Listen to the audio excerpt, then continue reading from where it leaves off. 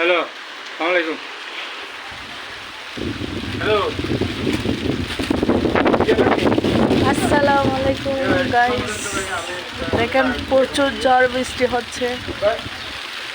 এখানের মধ্যে আমাদের কারেন্টের তার ফিস হয়ে গেছে। কারেন্টের তার কালকে ফিস হয়ে গেছে। পল্লী বিদ্যুৎ অফিসে কথা হয়েছে, কথা হওয়ার পরে ওরা বলছে 10-12 দিন লাগবে। তাই আমার আঙ্কেলকে এনে ঠিক করতেছি।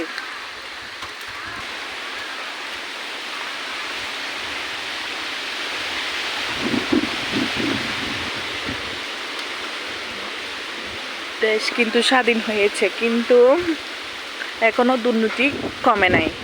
কারণ ওরা বলেছে 4,000 টাকা লাগলে আবার রিপোর্ট করতে হবে, আবার অনেক কিছু করতে হবে। আমরা মহিলা মানুষ, ছেলে নাই বাসায়।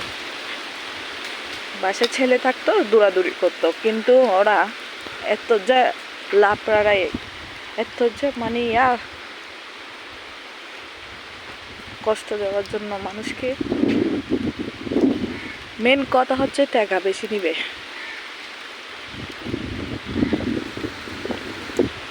আমরা আমাদেরকে হয়রানি করে টাকা বেশি নিবে, এটাই ওদের মেন লক্ষ্য। হ্যাঁ, দেশে কি অবস্থা, কারেন্ট চলে গেলে কারেন্টের তারের ফি লাগবে নাকি অন্য অন্য ফি লাগবে, অনেক কিছু। আমরা তো ভাগ্যিতে চালাচ্ছি না, কারণ আমাদেরটা হচ্ছে রেগুলারলি আমাদের টাকা পরিশোধ হয়ে যায়। প্রতি মাসে আমাদের টাকা পরিশোধ হয়ে যায়। আবার আমাদের দেশের নাকি দুর্নীতি হয় না। বাংলাদেশের কী অবস্থা, কি পরিস্থিতি অবস্থা, যে দুর্নীতি হচ্ছে। মনে করছি শেখ হাসিনা পদত্যাগ করছে, দেশটা উন্নতি হবে, কিন্তু উন্নতির জায়গায় আরো আরো কষ্ট মানুষের। আপনারা বলেন, আপনারা আমাদেরকে বলেন কোথায় কোন দিকে দুর্নীতি হচ্ছে, আপনারা আমাদেরকে একটু বলে দিন। আজকে আমরা দুর্নীতির ফাঁদে পড়েছি, আপনারা আমাকে জানান। একটা চাকরি খুঁজতে গেলে আগে দুর্নীতির জ্বালাই আমরা যেতাম না। এখন একটা চাকরি হতে পারছি না, দুর্নীতি। এখানে টাকা খুঁজতেছে, সব দিকে টাকা।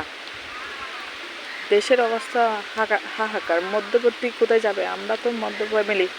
গরিব হলে ধনীরা ঠেকা দিচ্ছে, ধনী হলে ওরা চলতে পারতেছে। মধ্য ফ্যামিলি যেদিকে দিকে মরতেছে। আমরা তো মধ্যম ফ্যামিলির লোক।